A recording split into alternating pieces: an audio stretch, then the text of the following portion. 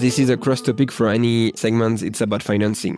I think that the days of easy money are gone. We have seen value proposition, a company raising funds on a post-it with bold vision and statement. Those days are gone because of interest rates increasing and inflation. It's becoming more and more challenging to raise funds.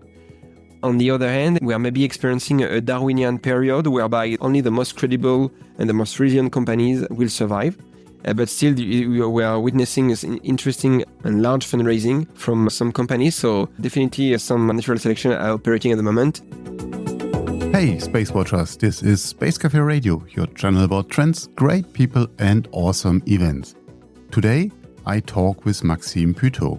He is Principal Advisor at Euroconsult in Paris. And we will talk about market trends, market challenges, and the upcoming World Satellite Business Week in Paris beginning of September. And if you haven't made your plans to come to Paris, I'm sure you will after this episode. I'm Thorsten Grüning, publisher of SpaceWatch.Global. So, lean back and enjoy our conversation. Maxime, greetings. So it's a great pleasure to have you with us here today. Please, could you delve into the fascinating work that you personally undertake at Euroconsult? Hi, Thorsten. So I'm a principal advisor at Euroconsult, and I lead the industry practice, whereby we manage end-to-end market consulting assignments on behalf of any organization which has a financial and a market interest into the space industry, by providing them market studies, recommendation, guidance about where do they stand and where do they should go forward in the industry. How big is the team of Euroconsult? We are 80 people worldwide. Our headquarters are in Paris. We are historically a spin-off of Paris Sorbonne University. And we expanded over the years with a Montreal office, with a DC office. We also have some offices in Japan and more recently in Australia. Recently spotlighted that the Euroconsult journey is over 40 years now. I think there was a press release and we reported about that. So maybe you can summarize, because many of us on our SpaceWatch audience are familiar with your brand because it's very omnipresent. But could you shed light on the specific areas that the company is working on? So we are a boutique consulting firm dealing with everything in the space industry, but it's really all about the space industry. And we have 4 business lines. So we are mainly known for our reports, our market intelligence reports, which are available on our website. We publish around 15 reports a year on different segments and vertical market of the industry. I do focus on upstream topics, launchers, manufacturing, in-orbit services. We also have our consulting business line, whereby we support any customer with a business and financial question about the industry, ranging from a very early startup market study down to due diligence about a very large project on behalf of the lenders or the company, and also going through space policy assessment or definition for either existing countries or emerging space agencies. And we have 2 other business lines. One, which is one of the oldest, on events. We do organize executive events, and we'll come back to this. The most famous one being the World Satellite Business Week, taking place every second week of September in Paris. But we also have other events like LATSAT, which took place this year in Argentina. And the last one is about training. It's the most recent one. And we created it because we felt a need from our customer to go beyond the market studies or the conferences, whereby they were looking to increase their knowledge base in different formats, remotely on site, but they wanted to be trained and to increase their market capability. And that's how we help them. So it means when you do the studies and the analytics and consulting, you range from the agencies of upcoming space nations to really this big satellite operators without naming them. And including investors, startups. We are really working from anyone in the industry, from early stage entrepreneur and startup to investment fund, venture capital, private equity, space agencies, industry, satellite operator, value-added service provider downstream, ground segment operator, launch companies, in-orbit servicing company, anyone within the industry. We have more than 600 clients globally, and most of them are returning customers because they are quite happy with the way we support them. That's interesting. I was about to ask if there's anyone in the industry that you haven't talked to, but it seems the answer is no. I mean, because of geopolitics, we have some constraint, but we still engage with people globally. And maybe the events part is the business line where it's maybe the most convenient one. And we do have a fair representation of Asian or Chinese company. We also, I forgot to mention the Asian Satellite Business Week, which took place for the second edition in Singapore. And thanks God that we no longer have travel restriction because we are now able to reconnect with Japanese, Korean, Chinese business partners. That's maybe one of the few industries where we actually work at such a global scale, despite geopolitics. Absolutely. Also, our approach is very global, obviously with the geopolitical tension that you have here and there. But we talk about the Chinese space program as well as the African space programs. There are fascinating things happening in emerging countries. They do not attract so much attention, but that's fascinating because they want to go fast track. They want to approach things very in a frugal way. We tend to talk about the big guys in the room, but I mean, you need to pay attention to those new guys because they are the next one. And it's fascinating the way they work, the way they move forward. It's very interesting. Emerging countries in space are amazing. Absolutely. And we just recorded an interesting new episode for our Space Economy Insights podcast with Kevin O'Connell, with the head of the Angolan Space Agency. So it's fascinating what these guys are bringing together. And also, and that's something what we forgot usually in the West, is how deep their heritage is. It is not these hundreds of satellites in space, but they have a heritage in education, in their mindset for space. And that's great. And now they're turning it into reality. And they want to even leverage on what has been achieved by other countries and either making it faster, cheaper, or more efficient. Let me take the example of Australia, which is still an emerging space country with a fairly new space agency.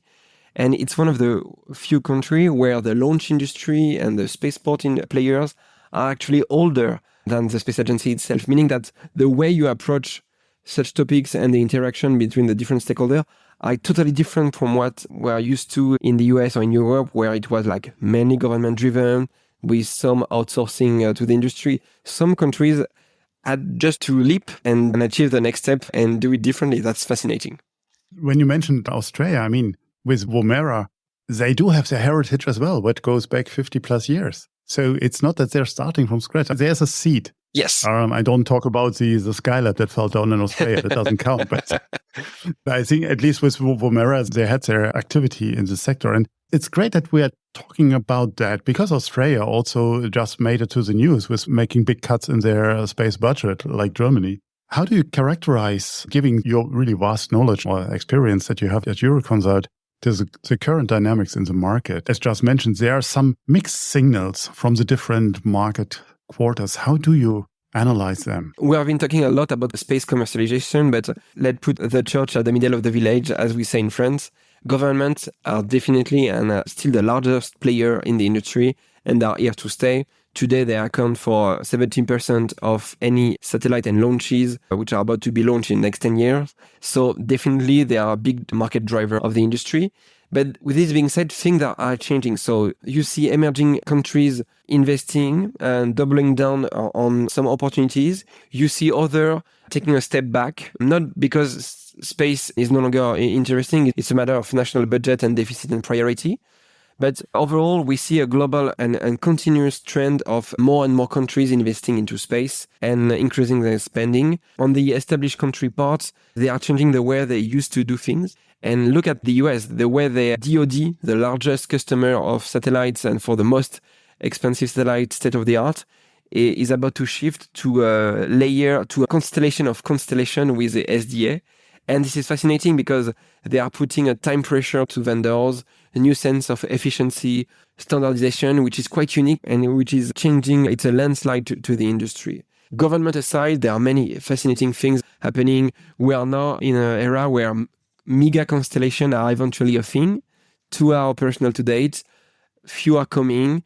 New other services are being now rolled out. I mean, through your average smartphone, if you have an iPhone today, but soon with an Android, you are capable to receive basic satellite signal anywhere at any time.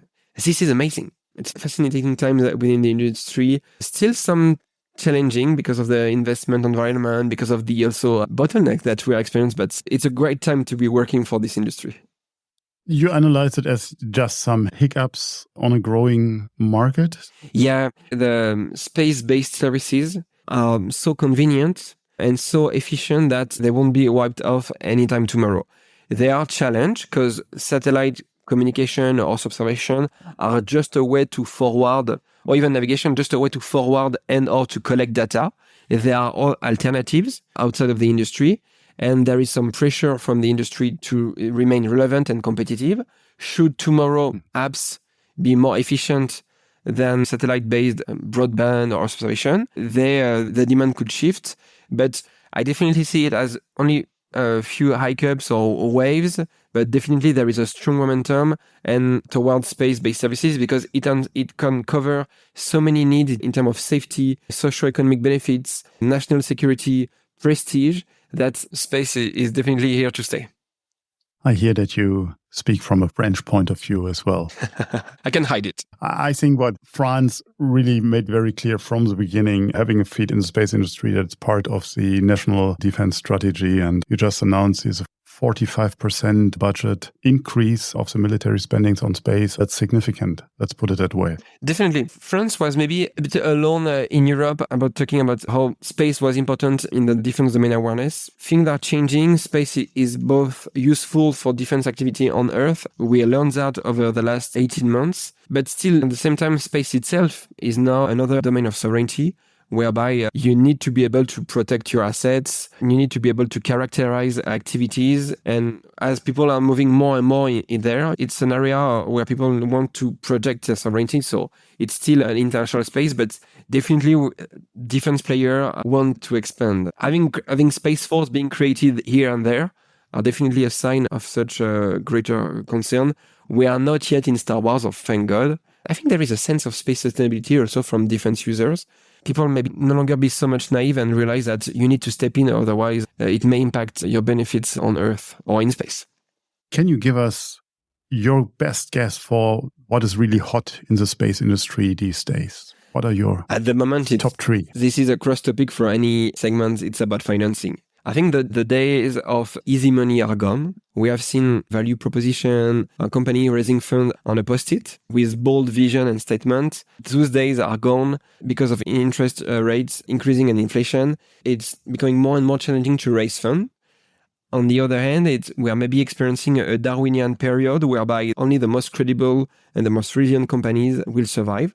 But still, we are witnessing interesting and large fundraising from some companies. So definitely some natural selection are operating at the moment. And if I had to pick other topics, I cannot hide my two favorite topics, which are constellation and launchers. Constellation, as discussed earlier, mega constellation are now a thing. For less than €1,000, you can buy and rent a constellation antenna. And it definitely bridging some connectivity gap that we had in the past. It's still in the story in the making. We have yet to see if more people will join, how sustainable will it be? And also which other constellation are about to materialize, maybe smaller, but on very specific segment like infrared, direct to phone, hyperspectral, IoT, so many interesting topics. And launchers are, of course, very interesting. A lot of people are struggling at the moment to get access to space. We have never launched so many satellites compared to any other time in history, even more than in the Cold War. But it's kind of a paradox whereby we are kind of, at least in Western countries, in a monopoly situation from SpaceX. It will not last, but still, those are challenging times. And of course, having a rollout of so many new technologies and not limited to SpaceX. But if you look at other countries, there are so many efforts and development in China, for example, including toward reusability, that it will definitely change the way the market works and the way we will reach space in the future. And then there's Ariane 6. Yeah. Which we just learned next year will be a big year. I think we were prepared about such delay. Of course, it's bad news, but I think considering what is at stake, they better have to be delayed rather than experiencing any issue on the maiden flight. So delays are bad. Europe has been bad about keeping the schedule of the program. Maybe the initial schedule was over-optimistic, but Ariane 6 will happen. It's maybe no longer the right launcher to compete against the new generation. But when you look at the backlog, it's still a launcher that people want, not only from European government. I mean, Amazon booked almost 20 launches from Ariane 6, and there are many other. We do need competition in the market. And we do need heavy launchers. We may need super heavy launchers like New Glenn and Starship, but those launchers are very human spaceflight oriented, and they may have some application for existing markets. But overall, we do need and we miss heavy launchers, which are quite interesting in terms of cost efficiency, in terms of versatility. And Ariane 6 is very much needed as long as Vulcan, H3 and other launchers. We may see another new generation of more commercial players in Europe looking forward. But from the time being to the next 5-6 years, we definitely need this launcher along with other. Absolutely. Do the current market trends find a reflection in the registration for the forthcoming World Satellite Business Week? And now it's the time to talk about the upcoming event.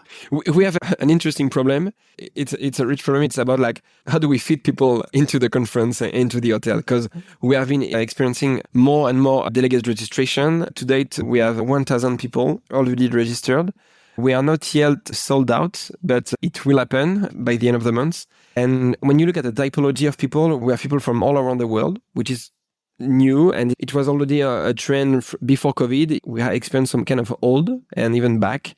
Now it's resuming, and we have people from very emerging countries and also people also from outside the industry. They see the conference as as a business place on the top of all the discussion that will take place, and we have an amazing set of speakers.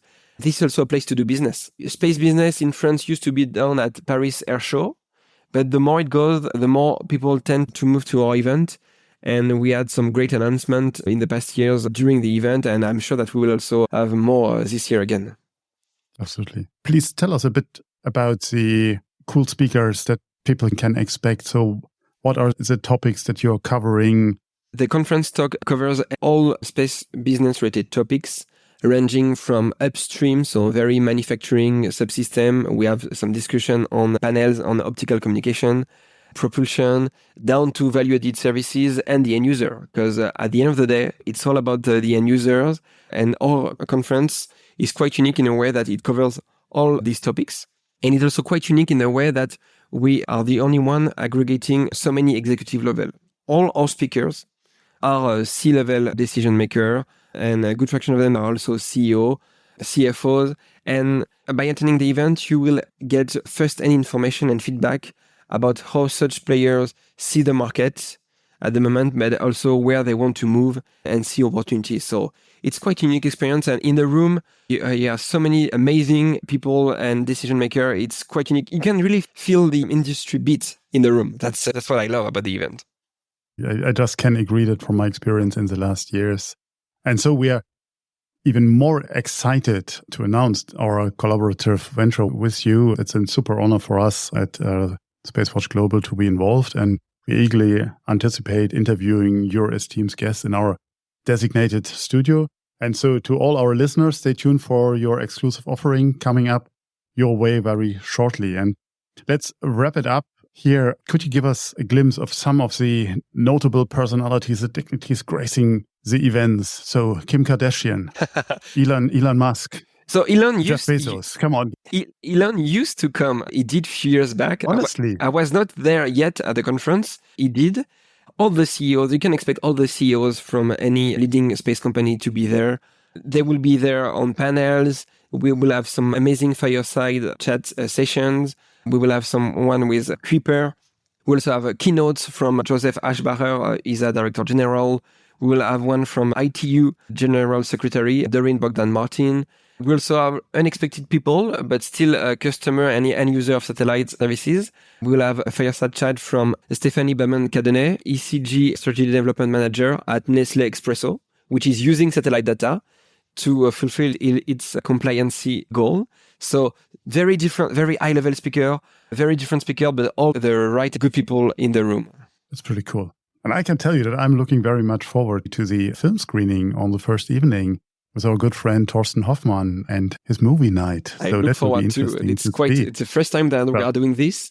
And as the conference is also taking place during the Rugby World Cup, taking place in France, we will have a special evening on the Wednesday, whereby we will broadcast in the Westin, a large dining hall, the game which is taking place this day. Okay. Is that a game France will participate, or are you just? I don't know. Unfortunately, I don't know. But we will find out. We will find out, and this would be an amazing experience to just watch such a game on the screen inside the Westin. And we have some surprise, so I cannot tell more about it, but we have some surprise around this event, and it will be a great time for our guests. We'll also have a gala dinner, so a great offside. I forgot to mention the Paris walking tour that we created a few years ago, which are taking place at the end of the day. It was a way to accommodate the venue during COVID restrictions. And it happens that people actually love to walk around downtown Paris by night with some guides and with some champagne or macaron or other food tasting at the end of the walking tour. So be sure to register for this too. I have to admit, the location of the Westin, as limited it is from the size to host your guests, the location is just prestige. So downtown Paris, near le Louvre Museum, near Jardin des Tuileries, near Place de la Concorde. Yes, it's hard to beat it. Thank you very much for your time. I'm looking forward to be in Paris in almost a month from now. Thank you, Thorsten. Looking forward to see you. Bye-bye. And if you have further questions, reach out to us at radio@SpaceWatch.Global. If you like these or other episodes of Space Café Radio, leave us a rating on your preferred podcast platform. It is the currency of today. And if you want to stay on the pulse of the space industry, please visit our website at www.SpaceWatch.Global and subscribe to our newsletters. And of course, don't forget to become a Space Watcher. I'm Thorsten Kriening, publisher at SpaceWatch.Global, your independent perspective on space.